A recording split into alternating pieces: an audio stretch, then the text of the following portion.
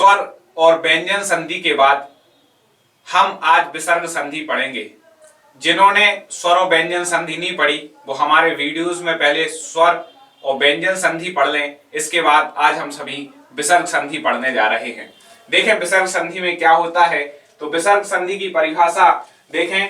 विसर्ग के बाद ये विसर्ग का चिन्ह है जो हमने कोष्टक में आपको चिन्ह लगा करके दिया है। विसर्ग का ऐसा चिन्ह होता है विसर्ग ऐसे। तो विसर्ग के बाद किसी स्वर या व्यंजन आने पर, यदि विसर्ग के बाद स्वर या व्यंजन आए तो उसमें जो विसर्ग में जो विकार उत्पन्न होगा, जो परिवर्तन होगा, उसे विसर्ग संधि कहते हैं। फिर से देखें, विसर्ग के बाद स्वर या व्यंजन आने पर जो उसमें विकार उत्पन्न होता है, शब्दों का जो मेल होता है, उसे विसर्ग संधि कहते हैं। उदाहरण के लिए देख सकते हैं कि दु धन आशा। अब दा के पहले क्या है? विसर्ग है। दा के पहले विसर्ग है और यहाँ पर आ है, तो विसर्ग के पहले क्या आ रहा है? स्वर आ रहा है। किसी भी विसर्ग संधि को यदि हमें पहचानना है, यदि विग्रह दिया तो आसानी से पहचान जाएंगे, क्योंकि उसके विग्रह में इस तरफ विसर्ग होगा। कोई भी उदाहरण आप देखेंगे तो विसर्ग का चिन्ह लगा होगा। तो दू धन आशा, यहाँ पर विसर्ग में विकार आएगा तो विसर्ग का रा हो जाएगा, तो हो जाएगा दुर। और फिर आशा है तो दुर के जो रा है वो आधा है, इसमें बड़ा आ मिलेगा तो बड़ा आ हो जाएगा और सा जोड़ देंगे तो इस प्रकार से दुराशा ये बन जाएगा। फिर देखें आगे, मना धन योग। मना के ना के बाद विसर्ग है और फिर प्लस में या है। कोई ये या क्या है? एक व्यंजन है। स्वर या व्यंजन आने पर ये संधि होती है। तो विसर्ग के बाद या आ रहा है तो इसमें विकार हो जाएगा, तो विसर्ग का यहाँ पर एक नियम के अनुसार ओ हो जाएगा, तो मना का मनु हो जाएगा और योग इसमें जोड़ेंगे तो बन जाएगा मनु योग। इस प्रकार से विसर्ग संधि होती है। अब इसके कुछ नियम हैं, हमें यहाँ पर उन नियमों को यहाँ पर पढ़ना है और समझना है। हो सकता है आपको ऑनलाइन समझने नियमों में थोड़ी दिक्कत आए या कोई नियम समझ में ना आए, तो आप वीडियोस के कमेंट जो दिया रहता है उसमें अपने क्वेश्चन लिख करके भेज दें, हम आपको उसका आंसर देंगे। फिर भी यहाँ पर गौर से नियमों को समझने का प्रयास करें। अपने सामने किताब जो भी आपके संधि की वो रख लें और बाद में भी पढ़ाने के बाद प्रैक्टिस करते जाएं।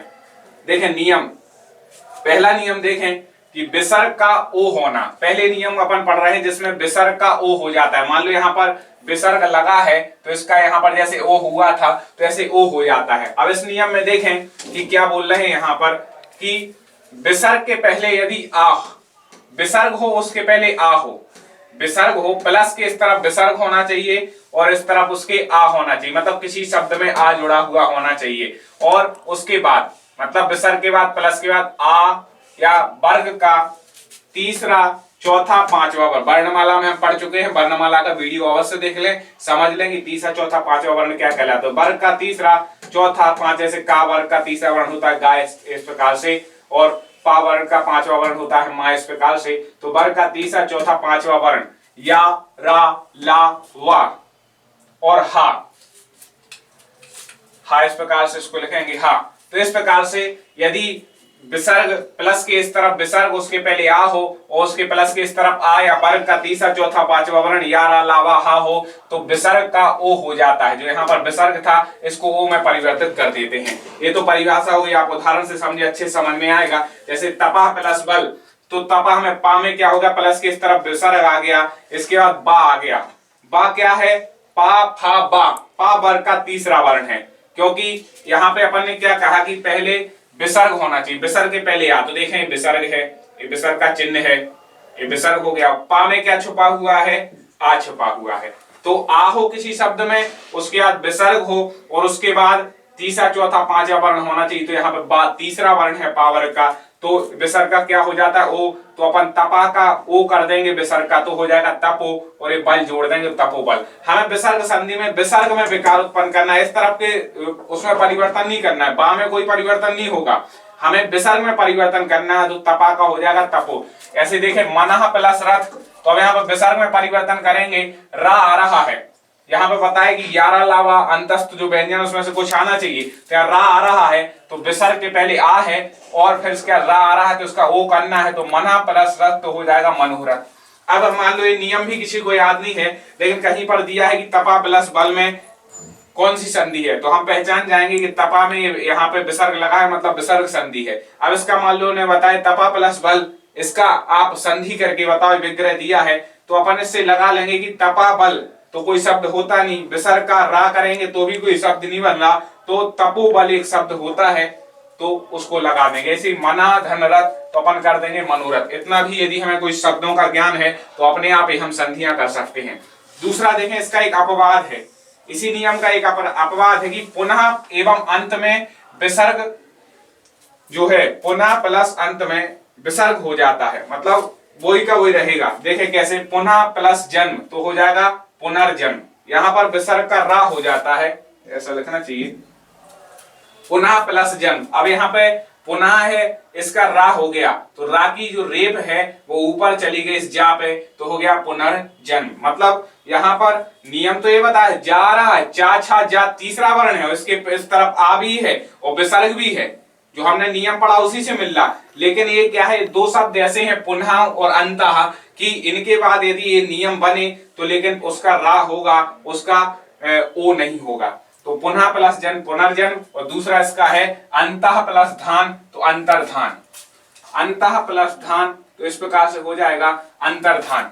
एक कई बार अंतर्धान शुद्ध लेखन के लिए आता है कि अंतर्धान कैसे लिखा जाता है, निम्न में से किसकी वर्णी शुद्ध है। तो अंतर्धान यहाँ पर देख लें गौर से कैसे लिखा जाता है, अंतर्धान,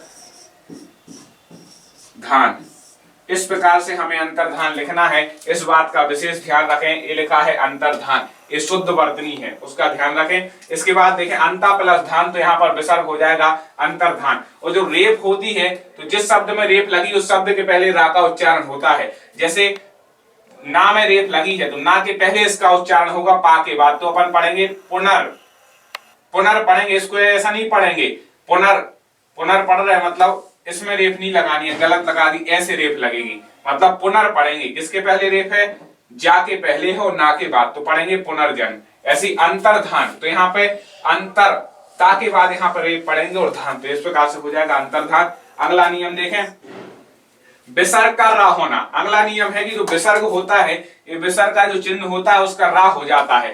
तो कब होता है, तो यहाँ देख रहे हैं आ या आ से भिन्न स्वर, स्वर जो अपन ने पढ़े थे स्वर संधि में पूरे वर्णमाला में, तो आ या आ से कोई भिन्न स्वर होना चाहिए, मतलब ई ऊ री कोई ऐसा भिन्न स्वर हो, और इस तरफ प्लस के इस तरफ आ या आ से भिन्न स्वर हो, और प्लस के उस तरफ बड़ा आ ऊ ऊ तीसरा चौथा पांचवा वर्ण, और या रा ला वा तो इसका रा हो जाता है। अब देखें विसर्ग का रा, यहाँ पर ये विसर्ग का चिन्ह लगा है, विसर्ग का रा हो जाता है। कैसे होता है, उदाहरण से आसानी समझ में आ जाएगा, निह प्लस आशा। अब यहाँ पर देखें आप कि नियम में बताया है कि विसर्ग के पहले कोई भिन्न स्वर होना चाहिए, तो यहाँ पे प्लस दिया, इसके पहले विसर्ग भी है, वो आ और आ से भिन्न स्वर भी है, क्यों, ई भिन्न स्वर है, ना और ई इसमें है तो भिन्न स्वर है। उसके बाद क्या आना चाहिए, इन्होंने कहा प्लस के बाद बड़ा आ है या ऊ आए, तो यहाँ पे बड़ा आ रहा है तो विसर्ग का क्या हो जाएगा, रा, तो नी का क्या हो जाएगा, निर, और इसमें बड़ा मिलाएंगे तो निरा, और सा तो क्या बन जाएगा, निराशा। इसके बाद इसी प्रकार से देखें आसी प्लस बाद, तो अब यहाँ पे देखें विसर्ग आ रहा है, उसके पहले बड़े ई की मात्रा आ रही, मतलब आ और आ से भिन्न स्वर आ रहा है, और इसके बाद बा आ रहा है, तो आसी प्लस बाद तो क्या हो जाएगा, आशीर्वाद। यहाँ पे नियम में बताया था कि यहाँ पर या बारह ला में से कुछ आ जाए तो यहाँ पे बा आ रहा है, और प्लस के इस तरफ बड़ी ई और विसर्ग आ रहा है, तो इसको आशीर्वाद यहाँ पर हो जाएगा। एक विशेष चीज यहाँ पर देख लें, आशीर्वाद कैसे लिखा जाता है, ये भी कई लोग वर्तनी में अशुद्ध करते हैं। कई लोग सी पे वर्तनी लगा देते हैं रेप, वो गलत है। आशीर्वाद में हमें बा पे रेप लगानी है, तभी आशीर्वाद शुद्ध होगा। यहाँ पर देख लें आशीर्वाद कैसे लिखना, विशेष रूप से एक कई जो कॉम्पिटिटिव एग्जाम है उनके उसमें पूछा गया है शुद्ध के लिए। तो आशीर्वाद देख लें कैसे लिखना है, आ सा। अब कई लोग सा पे रेप लगा देते, सा पे रेप नहीं लगेगी, नहीं तो गलत हो जाएगा। तो आशीर्वाद ऐसे वहां पे रेप लगा करके हम इसको ऐसे आशीर्वाद को लिखते हैं। तो ये हमें शुद्ध वर्तनी भी आशीर्वाद की आनी चाहिए, क्योंकि आशी प्लस बाद तो जो विसर्ग था उसको रा हो गया है, तो आशीर्वाद इस प्रकार से यहाँ पर लिखा जाएगा। अगला देखें दुह प्लस उपयोग, तो अब विसर्ग का रा होना है, इसके बाद क्योंकि ऊ आ रहा है, यहाँ पे नियम में पड़ा है विसर्ग के बाद और उसके पहले कोई आया से भिन्न स्वर, उसके बाद ऊ आ रहा है, तो दू प्लस उपयोग का दुर हो जाएगा, दू का, और उपयोग उसमें मिलाएंगे तो दुरुपयोग यहाँ पर बन जाएगा। ऐसे दू प्लस बल, तो यहाँ पे दू का रा हो जाएगा और बा में इसकी रेप चली जाएगी तो बन जाएगा दुर्बल। इस प्रकार से नियम है। आगे हम और नियम पढ़ते हैं। अगला नियम देखें, विसर्ग का सा होना। तो नियम में देखें कि स्वर के बाद विसर्ग होना चाहिए, मतलब जो शब्द है उस शब्द में कोई स्वर होना चाहिए, उसके बाद विसर्ग हो और प्लस के इस तरफ चा, छा या इसी सा में से कोई वर्ण हो तो जो विसर्ग है उसका सा परिवर्तन हो जाता है। उदाहरण देखें, नी धन चल। अब यहाँ पे बताया था कि विसर्ग के पहले कोई स्वर, ते विसर्ग है, इसके पहले ना में ई की मात्रा स्वर है, कोई स्वर होना चाहिए, ई की मात्रा स्वर है, उसके बाद चा छा सा में से कुछ होना चाहिए, छा है, तो विसर्ग का हम इस सा में परिवर्तन कर देंगे तो बन जाएगा निश्चल। दूसरा देख लें, दुहु धन चरित्र। यहाँ पर देखें दु धन चरित्र, तो दा में ऊ की मात्रा है, इसके बाद स्वर है, इसके बाद विसर्ग है और इसके बाद चा है, तो यहाँ पर विसर्ग का सा हो जाएगा तो बन जाएगा दुश्चरित। फिर से देख लें, दा है, फिर स्वर, ऊ की मात्रा स्वर है, फिर विसर्ग है, फिर प्लस के इस तरफ चा होना चाहिए तो चा है, तो विसर्ग का सा कर दिया तो दू का दुष हो गया और चरित तो बन गया दुश्चरित। अगला नियम देखें, विसर्ग का सा होना। 3 सा है, तालव्य सकाल, मूर्धन्य सकार और दंत सकार। ये अपन तीनों सा को अलग अलग पढ़ेंगे। विसर्ग का सा होना तो इसकी परिभाषा ई या ई के बाद विसर्ग हो और उसके बाद का, खा, टा, था, पा और फा में से कोई वर्ण हो तो विसर्ग का हम सा कर देते हैं। देखें उदाहरण, नी धन कपट।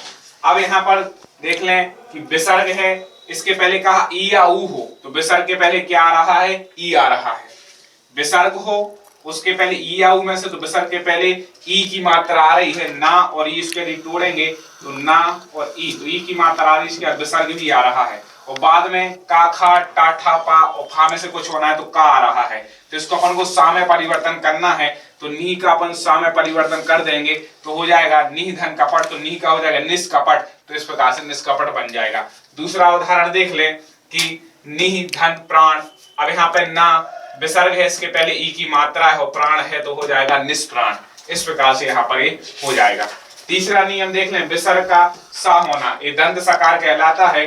तो इसमें देखें नियम है, विसर्ग के बाद ये विसर्ग का हमने चिन्ह लगा दिया है, प्लस का लगना है मतलब बाद में, और ये प्लस के इस तरफ मतलब इस तरफ ही होना चाहिए। तो विसर्ग के बाद ता या था में से कुछ होता हो, ता या में से कुछ हो तो विसर्ग का सा हो जाता है। जैसे यहाँ पर देखें, मना धन ताप, तो विसर्ग है, इसके पहले विसर्ग है, इसके बाद ता, इसके बाद क्या आ रहा है, ता आ रहा है तो हो जाएगा मनस्ताप। यहाँ पे न विसर्ग है, इसके बाद भी ता आ रहा है तो यहाँ पे नि धन तेज, तो नी का सा कर देंगे तो आ जाएगा निस्तेज। इस प्रकार से यहाँ समझें, विसर्ग में परिवर्तन ना होना। अगला नियम देखें, विसर्ग में कोई परिवर्तन नहीं रहता, विसर्ग का विसर्ग रहता है। कब रहता है, तो आ के बाद कोई विसर्ग हो, उसके बाद का या पा वर्ण आ जाए, मतलब प्लस के इस तरफ विसर्ग का चिन्ह होगा, उसके पहले किसी शब्द में केवल छोटे आ की मात्रा होगी, उसके बाद का या पा आएगा तो विसर्ग में परिवर्तन नहीं रहेगा, विसर्ग का विसर्ग ही रहेगा। जैसे देखें, प्रातः प्लस काल। अब प्रातः मतलब विसर्ग है ता में, इसके पहले ता में आ छुपा हुआ है, ता के बाद विसर्ग है, ता में आ छुपा हुआ है और यहाँ आ रहा है का, तो प्रातः काल में प्रातः काल, इसमें कोई परिवर्तन नहीं करेंगे। अंतः प्लस पुर, तो यहाँ विसर्ग है, इसके पहले ता में आ छुपा हुआ है और इसके बाद पा आ रहा है तो अंतः प्लस पुर तो बराबर हो जाएगा अंतःपुर। इस प्रकार से इसमें कोई परिवर्तन नहीं हो रहा है। तो हमें यही बात यहाँ पर देखनी है विसर्ग संधि में कि प्लस के इस तरफ विसर्ग होगा, और ये नियम जो आपको बताए हैं वो साथ में याद करते जाएं, अपने मस्तक में रखें। आगे 1-2 नियम और पढ़ते हैं, इसके बाद हमारी संधि पूर्ण हो जाएगी। हम अगला नियम पढ़ते हैं, विसर्ग का लोप हो जाना। देखें, प्लस के इस तरफ जब विसर्ग हो और इस तरफ छा हो, मतलब कोई भी शब्द में विसर्ग लगा होगा उसके बाद छा आ जाए तो विसर्ग जो है उसका लोप हो जाता है, मतलब विसर्ग चला जाता है, लोप होना। और इसमें एक विशेष है, चा का आगम होता है। चा का आगम मतलब विसर्ग चला जाएगा और जो छा है इसमें आधा चा ऐसे लग जाएगा। तो इस प्रकार से इस नियम का है कि विसर्ग के बाद यदि छा आता है तो विसर्ग का लोप हो जाता है, चा का आगम मतलब इस प्रकार से हो जाता है। उदाहरण में देखें अनु प्लस छेद, अब देखें विसर्ग लगा है, इसके बाद छा आ रहा है, तो अपन विसर्ग का अपन ने लोप कर दिया और अनुच्छेद इस प्रकार से बन गया। विसर्ग का लोप कर दिया और चा का आगम, अनु में विसर्ग का उसका लोप कर दिया, ये चा बीच में ये आ गया, तो अनुच्छेद इस प्रकार से बन गया। इसी प्रकार से देखें छत्र प्लस छाया, तो अपन ने छत्र में से विसर्ग का लोप कर दिया और छाया में जो है चा जोड़ दिया, तो बन गया छत्र छाया। अगला नियम देखें विसर्ग जो है इसका यहाँ पर अपन लोप वाला नियम पढ़ रहे हैं, तो विसर्ग के बाद यदि रा आता है, विसर्ग के बाद प्लस के इस तरफ विसर्ग हो, किसी शब्द में विसर्ग का चिन्ह लगा हो, उसके बाद यदि रा आ जाए तो फिर विसर्ग का लोप हो जाता है और उसके पहले वाला स्वर दीर्घ हो जाता है। मतलब कि यहाँ पर जो विसर्ग है इसके पहले जो स्वर होगा, जो स्वर की मात्रा होगी वो बड़ी हो जाएगी और जो विसर्ग है उसका लोप हो जाएगा। जैसे उदाहरण में देखें नी प्लस रो, अब देखें विसर्ग है, इसके पहले ई की मात्रा है, यहाँ क्या है ई की मात्रा पर विसर्ग है और फिर रोग लिखा है, तो अब ई की मात्रा क्या हो जाएगी, विसर्ग का लोप हो जाएगा और ई की मात्रा बड़ी हो जाएगी, तो क्या बन जाएगा नी प्लस रोग, तो ई की मात्रा को बड़ा करेंगे तो ऐसा निरोग बन जाएगा, विसर्ग का लोप हो जाएगा। दूसरा उदाहरण देखें नी प्लस रज, अब इसमें देखें कि नी विसर्ग के पहले की जो ई की मात्रा है बड़ी की हो जाएगी और रज, तो क्या हो जाएगा नीरज, विसर्ग का लोप। इस प्रकार से हमने विसर्ग संधि के नियम पढ़े, और भी कुछ जो नियम आपकी किताबों में दिए हो उनको पढ़ लें, और जो समझ में नहीं आया उसके क्वेश्चन आप कमेंट में वीडियो के पूछ लें। बाकी ये और नियम है और आप घर पे बैठ करके विसर्ग संधि की प्रैक्टिस जरूर करें।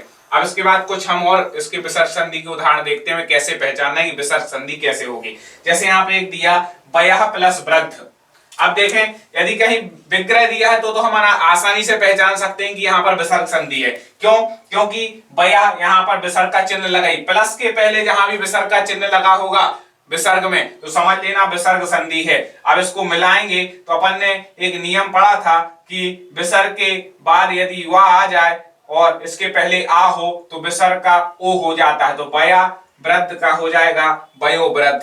अब ऐसे दूसरा है दुह प्लस तर, अपन ने पढ़ा था कि विसर्ग के बाद यदि ता आ जाए तो जो विसर्ग है वह इस सा में परिवर्तित हो जाता है, तो दुह प्लस तर तो क्या हो जाएगा दुस्तर। अगला देखें नी प्लस ठोर, अपन ने पढ़ा था कि विसर्ग के पहले कोई स्वर हो या फिर विसर्ग के बाद था आ जाए तो ये इस ठा में परिवर्तित हो जाता है, तो आ जाएगा निष्ठुर, नी प्लस ठुर बराबर निष्ठुर। फिर अगला नी प्लस राव, अभी अपन ने नियम पढ़ा था कि विसर्ग के पहले ई हो और उसके बाद राव आ जाता है तो विसर्ग का लोप हो जाता है और ई को बड़ी हो जाता है, तो यहाँ पर आ जाएगा नीरव। अब यहाँ पर कोई शब्द मान लो दिया हो, जैसे उन्होंने कहा निशब्द, इसमें कौन सी संधि है, तो अपन देखें कि इसमें स्वर संधि तो आपको कहीं से नहीं लगेगी। अब व्यंजन संधि भी इसमें हो सकती है क्या, तो निस शब्द में यदि अपन करेंगे तो भी नहीं आ रहा है, तो अपन देखें यदि सा हुआ है, बीच में क्या हुआ है सा, और सा किसमें होता है विसर्ग का सा होता है, तो अपन उसको तोड़ सकते हैं कि नि प्लस शब्द। अब यहाँ पर नियम भी लगा लेंगे कि विसर्ग के बाद यदि सा आता है तो विसर्ग को भी क्या हो जाता है सा हो जाता है, मतलब इसमें विसर्ग संधि है।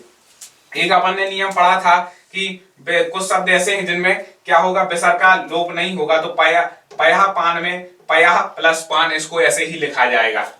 इसके बाद निर्धन, अब निर्धन में देखें रेप है, रेप किसमें होती है, इसमें होती है कि विसर्ग के बाद यदि था आ जाए तो रेप का चिन्ह हो जाता है, तो नि प्लस धन तो क्या हो जाएगा निर्धन।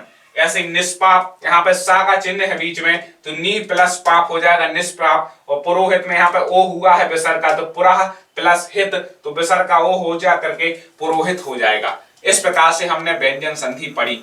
अब हम कुछ अब तीनों संधियां हमने पढ़ ली हैं। पहले वीडियो में अपन ने स्वर संधि पढ़ी थी, उस संधि को विस्तार से समझा था, दूसरे वीडियो में व्यंजन संधि पढ़ी और तीसरे इस वीडियो में हम सभी ने विसर्ग संधि पढ़ी। अब कुछ यहाँ पर शब्द लिखे हैं तो हम पहचानेंगे कि हमने जो पढ़ा है उसमें से हमें कितना समझ में आया, तो हमें यहाँ पर पहचानेंगे कि किस शब्द में कौन सी संधि है। आप लोग भी गौर करके देखें। यहाँ पर एक शब्द दिया है चिन्मय।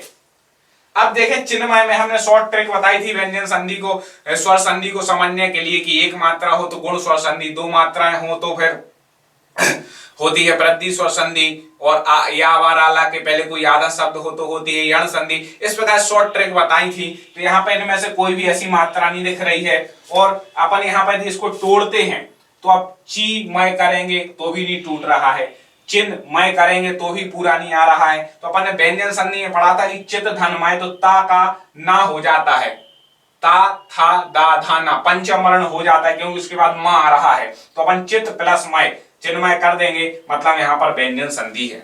अब यहाँ पर दूसरा देखें, एक शब्द दिया है पावन।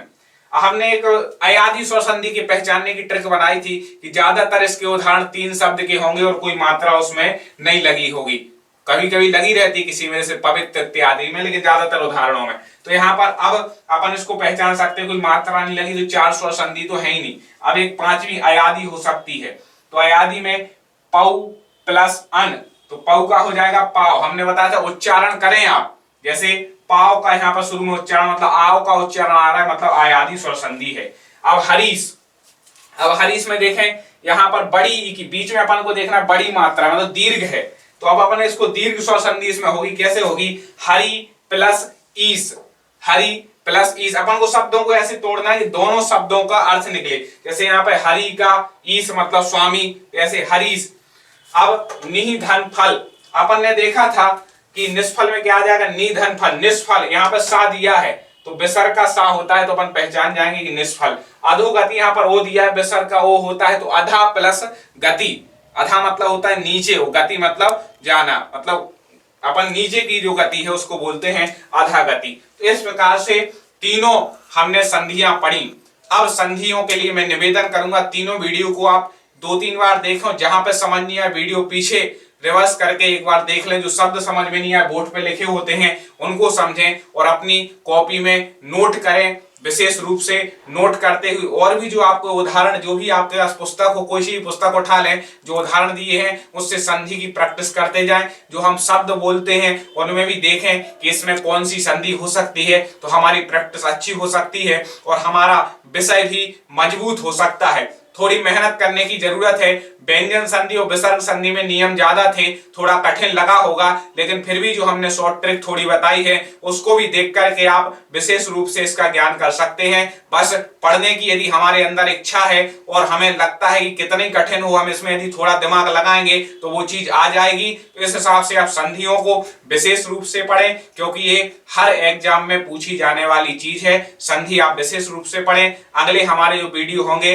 आगे और विषय समास इत्यादि जो विषय हैं हम वो आपके लिए लेकर के आएंगे, तो आगे के वीडियो भी हमारे देखते रहें, जिससे आप संविदा शाला में अच्छे नंबरों से पास होकर के एक अच्छे शिक्षक बन सकें। ऐसी कामना के साथ एक निवेदन करेंगे कि आप हमारे वीडियो को सब्सक्राइब जरूर करें, जिससे कि हम आप तक और अगले वीडियो पहुंचाते जाएं और हमारी इस जो क्लास है इसके बारे में भी लोगों को जानकारी दें, जिससे ज्यादा से ज्यादा लोग हमसे जुड़ें, अपन सबसे जुड़ें और वो आगे पढ़ाई कर सकें। धन्यवाद।